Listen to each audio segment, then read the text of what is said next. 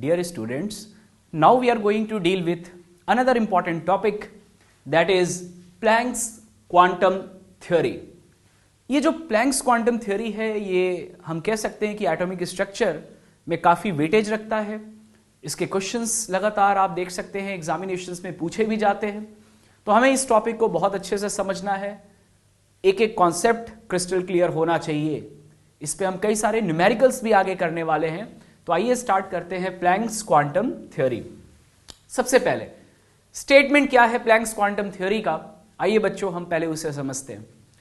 According to Planck, the energy emitted or absorbed by a body is not continuous but discontinuous in the form of small discrete packets of energy which are called as quanta.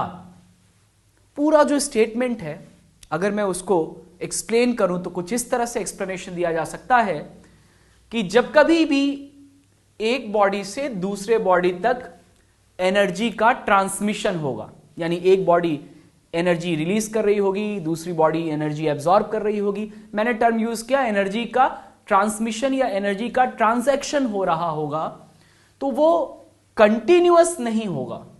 That will not be continuous, rather it would be discontinuous in the form of small packets of energies, and those packets are known as what?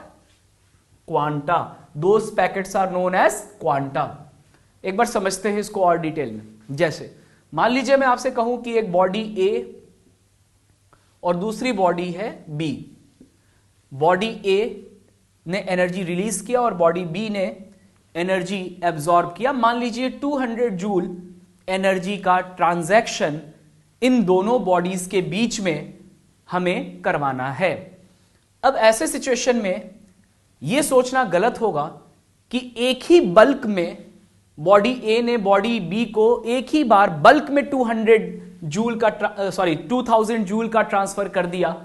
अगर हम एक example के तौर पे 2000 joule ले लें यहां पे, ठीक है, रैंडम डेटा है, आप 200 जूल ले लो, 2000 जूल ले लो, समझाने के पॉइंट ऑफ व्यू से बस मैं यहां पे कह रहा हूं कि बॉडी ए से बॉडी बी तक अगर मुझे 2000 जूल का ट्रांजैक्शन करवाना है तो वो एक बल्क में ना हो करके छोटे छोटे पैकेट्स के फॉर्म में, यानी हो सकता है 0.001 जूल के कई सारे पैकेट्स जिनका टोटल 2000 जूल के बराबर हो, ऐसे कई सारे पैकेट्स के फॉर्म में ये पूरा का पूरा 2000 जूल का ट्रांसफर ए से बी तक हो पाएगा.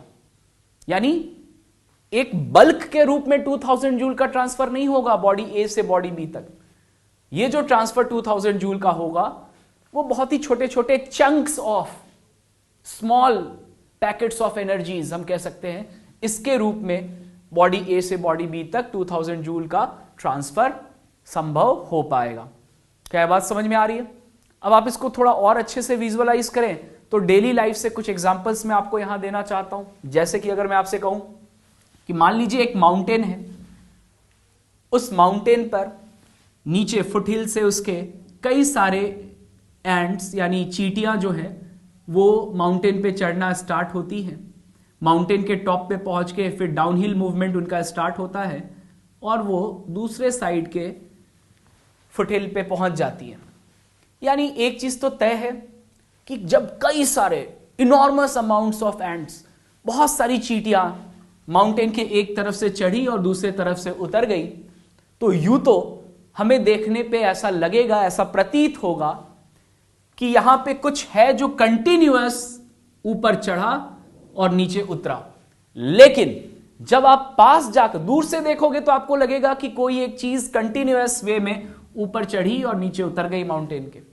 लेकिन जब बच्चों आप पास जाकर के ऑब्जर्व करोगे तो हर चींटी, हर आंट जो है आपको वो एक डिस्क्रीट एंटिटी के रूप में आपको वहां पे ऑब्जर्व होगी. यानी हर चींटी आपको यहां पे डिस्क्रीट यानी अलग अलग यहां पे देखने को मिलेगी. यानी मैं कह सकता हूं कि ये जो एक तरफ से दूसरे तरफ तक चींटियों का मूवमेंट हुआ, क्या वो कंटिन्यूअस था या डिसकंटिन्यूअस? डिसकंटिन्यूअस था। और यहां पे एक एक चींटी जो है वो एक डिस्क्रीट आप कह सकते हैं ऑर्गेनिज्म के रूप में हमें ऑब्जर्व होगा, अगर हम उसे कायदे से ऑब्जर्व करें तो। विजुअलाइजेशन की बात है, ठीक उसी तरह से यहां भी जो बॉडी ए से बॉडी बी तक 2000 जूल का आप ट्रांसफर करा रहे हो, वो एक ही बार में 2000 जूल का ट्रांसफर नहीं हुआ होगा, वो 2000 जूल का ओवरऑल ट्रांसफर जो हुआ होगा वो छोटे छोटे कई सारे पैकेट्स जिनकी एनर्जी की वैल्यू बहुत ही कम होगी, ऐसे कई सारे आप कह सकते हैं पैकेट्स ऑफ एनर्जी का ट्रांसफर हुआ होगा ए से बी तक, तो जाकर के overall 2000 joule body A body B को ट्रांसफर कर पाने में सक्षम हुआ होगा। Is that clear? अब चलिए यहां पे एक टर्म इंट्रोड्यूस करता हूं मैं, क्वांटाइजेशन ऑफ एनर्जी।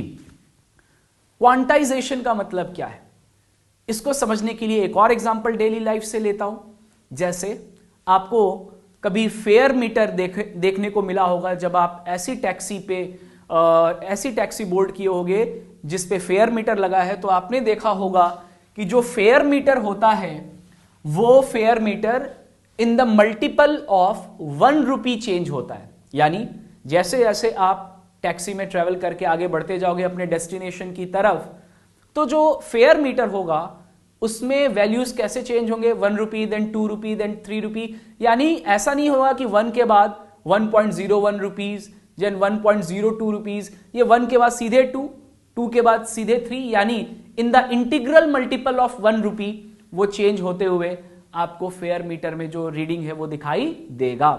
लेकिन जब आप उसी टैक्सी में देखोगे स्पीडोमीटर जो लगा हुआ होगा, स्पीडोमीटर, वो स्पीडोमीटर जो है आजकल डिजिटल वाला आता है, उसकी बात मैं नहीं कर रहा हूं। जो पहले के समय में स्पीडोमीटर आता था जिसमें आपको याद हो कि इस तरह से एक एरो पॉइंटेड होता है जो कि स्पीड कम करने पर कम वैल्यू की तरफ जाएगा और स्पीड बढ़ाने पर ज्यादा वैल्यू की तरफ जाएगा। तो मैं कह सकता हूं ये जो आप कह सकते हैं एरो वाला स्पीडोमीटर होता है, इसका जो मूवमेंट होता है ये कैसा होता है, कंटिन्यूअस। यानी ये कंटिन्यूअस मूव करता है, जबकि फेयर मीटर का जो आपकी रीडिंग आप रिकॉर्ड करते हैं वो कैसा होता है, discontinuous in the form of integral multiple of 1 रुपी।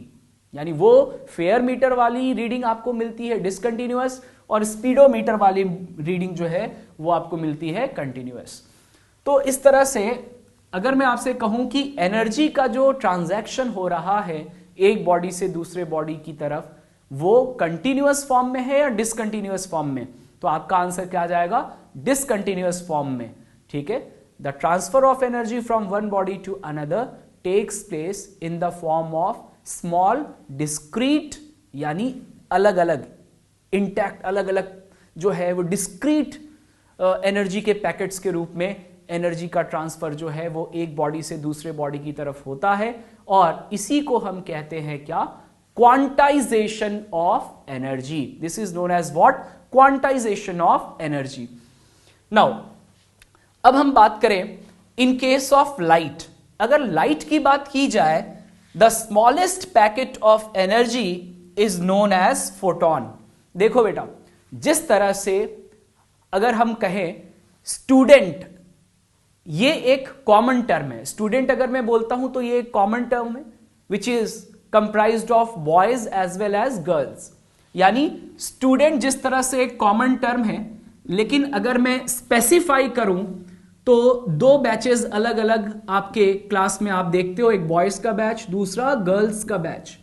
तो मैं कह सकता हूं कि स्पेसिफिकली अगर बात की जाए तो बॉयज एंड गर्ल्स का बैच अलग अलग कैटेगराइज्ड किया जा सकता है, लेकिन एज अ होल अगर हम डिमॉन्स्ट्रेट करें तो वो क्या कहलाएंगे, स्टूडेंट। Is that clear? तो स्टूडेंट एक कॉमन टर्म है, लेकिन बॉयज एंड गर्ल्स ये स्पेसिफिक टर्म है। ठीक उसी तरह से अगर मैं आपसे कहूं तो क्वांटम एक जनरल टर्म है जिसे हम कहते हैं smallest packet of energy, that is known as what, quantum.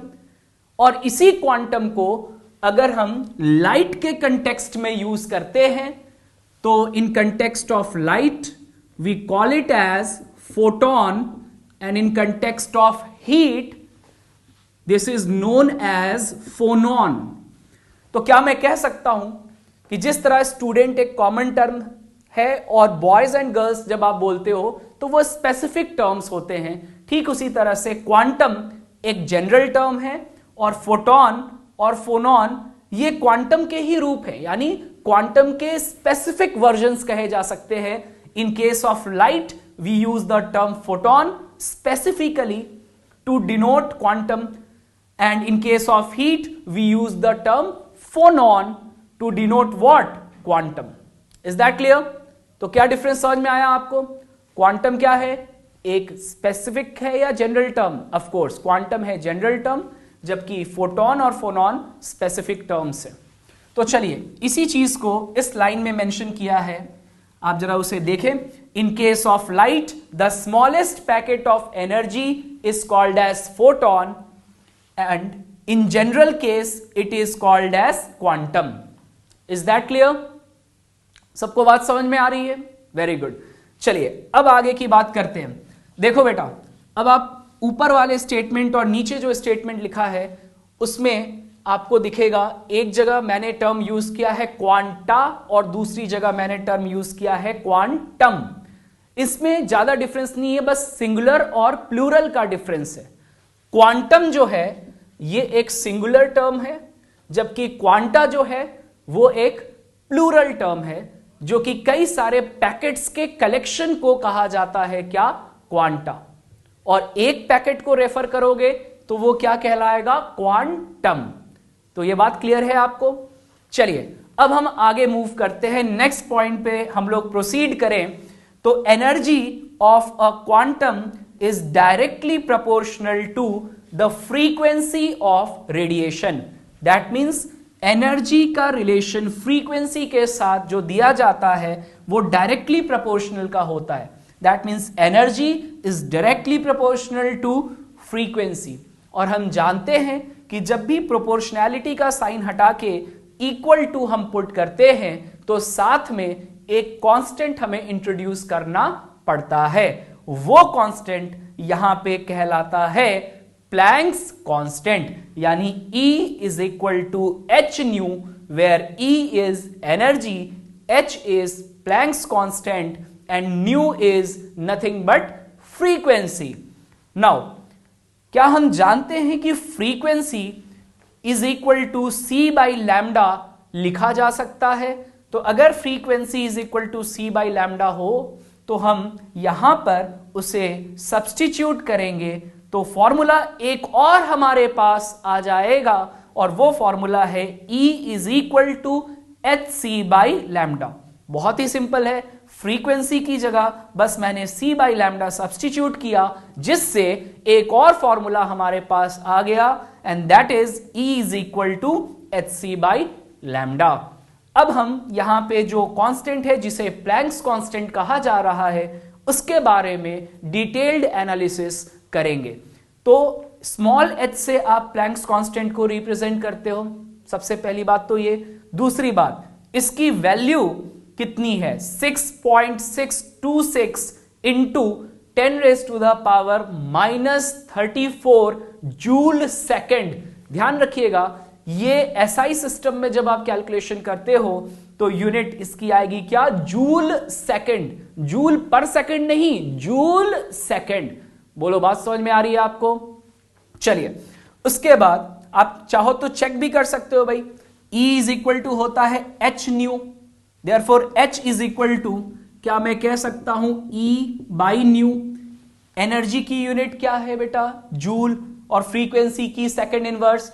ये जो आपने लिखा जूल अपॉन सेकंड इनवर्स, ये सेकंड इनवर्स ऊपर जाकर के क्या हो जाएगा, सेकंड, एंड दैट्स वाई आप कह सकते हैं कि प्लैंक्स कांस्टेंट की यूनिट जूल सेकंड जो है वो बिल्कुल करेक्ट है। आप खुद से भी चेक कर सकते हो इसको। चलिए आगे प्रोसीड करते हैं।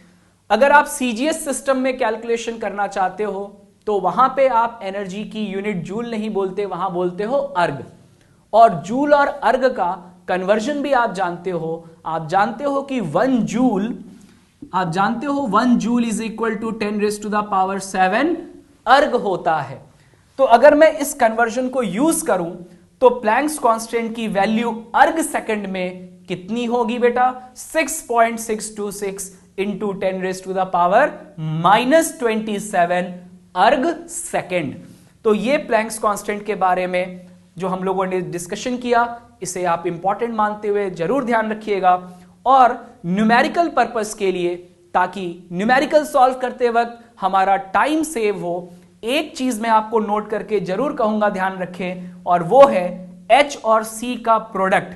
H की वैल्यू अगर आप 6.626 इंटू 10⁻⁻34 लेते हो, और C जो कि वेलोसिटी ऑफ लाइट है, ये आप 3 इंटू 10⁻8 मीटर पर सेकेंड लोगे, तो इन दोनों का प्रोडक्ट यानी HC की वैल्यू आपको 2 इंटू 10⁻⁻25 ये ऑब्टेन होगा। तो क्यों ना हम इस वैल्यू को पहले से ही ध्यान रखें, ताकि न्यूमेरिकल सॉल्व करते वक्त हमारा टाइम सेव हो पाए। तो HC कोई आपको पुट करने को कहे न्यूमेरिकल में, तो अब आप डायरेक्ट पुट कर सकते हैं कितना बेटा, 2 इंटू 10⁻⁻25। चलिए आगे चलते हैं। कई बार आप ऐसा ऑब्जर्व करोगे कि न्यूमेरिकल को ट्विस्ट करने के लिए वहां आपसे एनर्जी को जूल में ना पूछ करके हो सकता है इलेक्ट्रॉन वोल्ट में पूछ दे। आपके पास एक रास्ता तो यह है कि कन्वर्जन फैक्टर आपको पता होना चाहिए कि 1 electron volt is equal to 1.6 into 10⁻⁻19 joule. अगर आपको यह पता है तो आप उसी समय कन्वर्ट करके अपना आंसर इलेक्ट्रॉन वोल्ट में दे सकते हो। लेकिन मैं चाहूंगा कि आपका समय और बचाया जाए और चीजों को और ज्यादा सिंप्लीफाई किया जाए, और इसी कारण से ये जो फॉर्मूला हम लोगों ने पढ़ा था E is equal to HC/λ, इसी को यूज में लेते हुए एक और फॉर्मूला मैं आपको बताने जा रहा हूं, जहां एनर्जी डायरेक्ट आप इलेक्ट्रॉन वोल्ट में रिपोर्ट कर सकते हो। तो एनर्जी अगर आपको इलेक्ट्रॉन वोल्ट में डायरेक्ट बताना हो तो आप 12400 अपॉन लैम्डा फॉर्मूला लगा सकते हो, बट मेक इट श्योर, इसका ध्यान रखें कि जो आप लैम्डा पुट करोगे वो एंगस्ट्रॉम में होना चाहिए, मीटर में नहीं। किसमें? एंगस्ट्रॉम में। Is that clear? तो इस तरह से हम डायरेक्ट एनर्जी को इलेक्ट्रॉन वोल्ट में कैलकुलेट करके बता सकते हैं। आगे चलते हैं। अब हम आते हैं last and the most important point of this Planck's quantum theory, the total transmitted energy from one body to another is always an integral multiple of the energy of a quantum। कहने का मतलब कि जो total energy का transmission हुआ होगा वो तो कई सारे क्वांटा उसके अंदर होंगे जो कंट्रीब्यूट कर रहे होंगे टोटल एनर्जी के ट्रांसमिशन में। तो क्या मैं कह सकता हूं कि एक क्वांटम, क्योंकि क्वांटम एक सिंगुलर टर्म है, तो एक क्वांटम की जो एनर्जी है उसके इंटीग्रल मल्टीपल के रूप में जो टोटल ट्रांसमिटेड एनर्जी होगी उसकी वैल्यू हमें मिलेगी। यानी the total transmitted energy from one body to another is always an integral multiple of energy of a quantum, and that's why we can write E total, that means total transmitted energy is equal to NhC/λ, where Hc/λ is the energy of a quantum, and when we multiply it by n, where n is what? N is number of quanta, we get the total transmitted energy,